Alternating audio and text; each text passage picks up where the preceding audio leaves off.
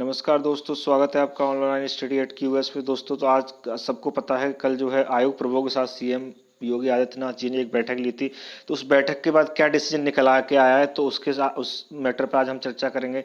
साथ ही 69,000 शिक्षक भर्ती में जो 31,661 की लिस्ट है, उसमें आयोग के अधिकारियों ने क्या कहा है, उनसे लीगल टीम की जो मुलाकात हुई उसके बाद अधिकारियों ने कहा है कि ये लिस्ट कैसे बनेगी और क्या होने वाला है, और साथ ही एनसीबी इस पर सरकार का क्या काउंटर है, इसके बारे में हम डिस्कस करेंगे। तो वन बाय वन तीनों अपडेट को कवर करेंगे। इससे पहले आप चैनल को सब्सक्राइब कर लीजिए, साथ ही बेल आइकन को प्रेस कर ऑल पर सेट कर लीजिए, जिससे आने वाले सभी वीडियोस का नोटिफिकेशन आपको मिलता रहे। दोस्तों, टेक्निकल और नॉन टेक्निकल दोनों तरह की क्लासेस के लिए आप हमारे चैनल को जो है विजिट कर सकते हैं। तो चलिए शुरू करते हैं आज का वीडियो।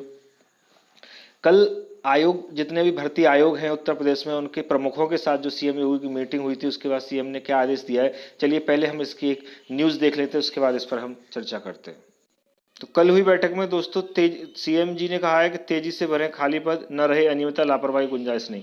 अगर इस न्यूज़ को हम डिटेल में पढ़ें, देखिए अगर इस न्यूज़ को हम डिटेल में पढ़ें तो लिखा है कि मुख्यमंत्री योगी आदित्यनाथ ने भर्ती आयोग व चयन बोर्डों के अध्यक्षों से कहा है कि विभिन्न विभागों में रिक्त पदों की भर्ती प्रक्रिया पारदर्शिता पूर्ण तेजी से पूरी की जाए, योग्य और अच्छे कर्मियों का चयन किया जाए, अनियमितता और लापरवाही की कोई गुंजाइश न रहे।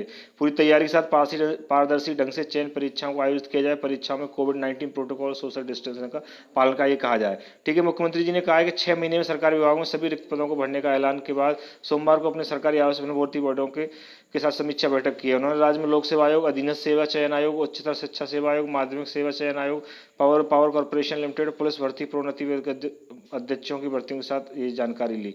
साथ ही दोस्तों, इसमें नई भर्तियों को कैसे निकालेंगे इस संबंध में कोई डिटेल नहीं दी गई है। अभी फिलहाल का जो आदेश है उसमें ये कहा गया है कि ये जो भर्ती प्रक्रिया लटकी पड़ी है, मुख्यमंत्री ने वर्तमान में प्रक्रियाधीन भर्तियों की जानकारी दी गई। बताया गया है कि राज्य लोक सेवा आयोग में 54,221 व अधीनस्थ सेवा चयन आयोग में 35,019, उच्चतर सेवा आयोग में 290, बेसिक शिक्षा आयोग में 69,000, पुलिस विभाग में 16,836, पावर कॉर्पोरेशन में 853 भर्ती प्रक्रियाधीन है। तो प्रक्रियाधीन भर्ती के बारे में बताया गया और उनको तेजी से पूर्ण करने का आदेश दिया गया। साथ ही नई भर्तियां निकलेंगी, लेकिन नई भर्तियों के बारे में इसमें कुछ डिटेल में ज़्यादा नहीं बताया गया, किस तरह से निकलेंगी, कब निकलेंगी और किस किस विभाग में कैसे भर्तियां निकलेंगी। चलिए हम आगे बात करते हैं। आगे हम बात करेंगे 69,000 शिक्षक भर्ती पर। दोस्तों, आपको पता है 69,000 शिक्षक भर्ती बहुत ही गरमाया हुआ मुद्दा है इस समय। तो 69,000 शिक्षक भर्ती पर जब से सीएम योगी आदित्यनाथ जी का बयान आया है कि शिक्षा मित्रों के रिजर्व पद छोड़कर 31,661 पर हम अभी भर्ती कर दे रहे हैं और बाकी भर्तियां जो है कोर्ट के आदेश आने के बाद होंगी। तो इसमें काफ़ी हड़कंप मचा हुआ था इसके बाद, और जो है ये भर्ती कैसे होगी, मेरिट कैसे बनेगी, आरक्षण कैसे मिला, इन सब पे बहुत सारे चर्चे थे। तो इसके बाद जो है लीगल टीम और कुछ स्टूडेंट्स ने आयोग में जाकर अधिकारियों से मुलाकात की। पहले तो हम इसकी न्यूज़ कटिंग देखते हैं और फिर देखते हैं कि लीगल टीम की तरफ से क्या बताया गया कि अधिकारियों ने उनको क्या कहा है।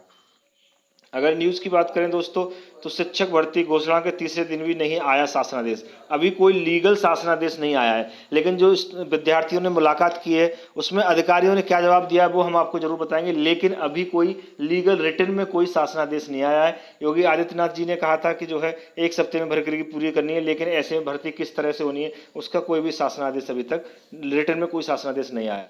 69,000 सहायक अध्यापक भर्ती में 31,661 पदों को भरे जाने की घोषणा के तीसरे दिन भी शासन की ओर से इसमें कोई दिशा निर्देश या गाइडलाइन जारी नहीं की गई है। ठीक है, इसकी जानकारी लेने की बड़ी संख्या में अभ्यर्थी सोमवार को सचिव बेसिक शिक्षा परिषद कार्यालय भी पहुंचे, जहां उन्होंने उप सचिव अनिल कुमार से मिलकर प्रक्रिया की जानकारी मांगी। शिक्षक भर्ती को लेकर राष्ट्रीय पिछड़ा आयोग ने पहले से ही आरक्षण मानकों को लेकर सचिव बेसिक शिक्षा परिषद को 24 सितंबर को तलब किया है। अभ्यर्थियों ने जब सुप्रीम कोर्ट में आदेश के बाद भर्ती के बारे में सचिव से बात की तो उन्होंने कहा कि इस बारे में कोई जानकारी नहीं, शासन से भी इसका कोई आदेश नहीं आया। मतलब अभी कोई रिटर्न में कहा जरूर गया है, लेकिन रिटर्न में अभी इसका कोई आदेश नहीं आया है। तो दोस्तों, पहले हम बताएंगे कि जब ये अभ्यर्थी बड़ी संख्या में आयोग पहुंचे तो वहाँ के अधिकारियों ने क्या जानकारी दी, इसके ऊपर हम चर्चा कर लेते हैं।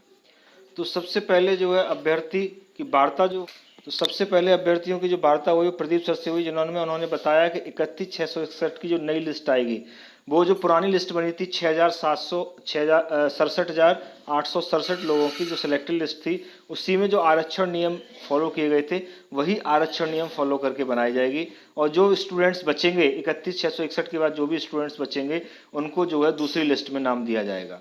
ये काफ़ी जो है टेंशन वाली बात है। जैसे और साथ में जब अभ्यर्थियों ने ज़्यादा डिटेल मांगी तो उन्होंने कहा कि ये आदेश जो है सीएम की तरफ से जारी हुआ, इसलिए हम मानने के लिए विवश हैं। साथ में उनका टीम की बात जो है फिर गणेश सर से हुई। उनका ये भी कहना था कि हम बिल्कुल नहीं चाहते कि आधी अधूरी भर्ती हो, लेकिन आदेश मुख्यमंत्री जी के हैं, इसलिए इसको हम रोक नहीं सकते। ठीक है, तो सीधी सी बात है, ये भर्ती को टालने वाली बात हो गई है। साथ ही जब अभ्यर्थियों द्वारा ये पूछा गया कि अगर जब कोर्ट का आदेश हमारे पक्ष में नहीं आया, अगर कोर्ट का आदेश हमारे पक्ष में नहीं आएगा तो फिर ये जो लिस्ट बनी है 31,661 की, इनका क्या होगा। तो इस पर उन्होंने साफ किया कि ये लिस्ट जो है फिर रद्द कर दी जाएगी। क्या होगा, रद्द कर दी जाएगी। जी हाँ, बिल्कुल रद्द कर दी जाएगी और जोनल लेटर भी वापस कर लिया जाएगा। बिल्कुल जी, यही कहा गया है कि अगर कोर्ट का फैसला इनके पक्ष में नहीं आया, यानी अगर शिक्षा मित्रों के पक्ष में गया, तो 31,661 वाली जो लिस्ट है ये रद्द कर दी जाएगी और ज्वाइनिंग लेटर भी वापस कर दिया जाएगा। ऐसे में फिर नए सिरे से लिस्ट बनाई जाएगी जो नए फैसले के हिसाब से होगी। ठीक है, तो इसमें एक बार आरक्षण लग चुका है। लोगों का ये भी कहना है कि इसमें एक बार आरक्षण पहले लग जाएगा 31,661 की लिस्ट में, फिर दोबारा में जब लिस्ट बनेगी दोबारा आरक्षण कैसे संभव है। इस पर कोई कुछ नहीं बोला और कहा कि ये सिर्फ मुख्यमंत्री जी के आदेश हैं, तो इसमें हम ज़्यादा कुछ नहीं कह सकते। तो मतलब साफ है कि सरकार खेल खेल रही है।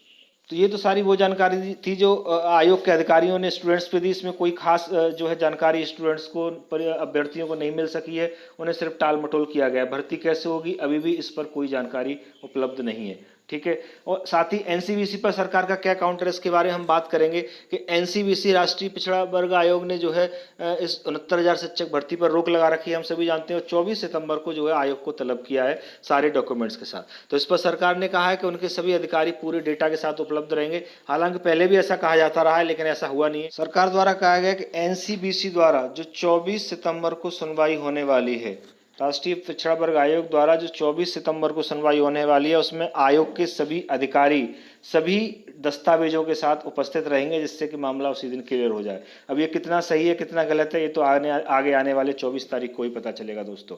तो ये थी आज की सारी अपडेट। ऐसी नई अपडेट में आता रहूंगा। चैनल को लाइक और सब्सक्राइब करना बिल्कुल न भूलें। मिलता हूँ अगली अपडेट के साथ, तब तक के लिए नमस्कार।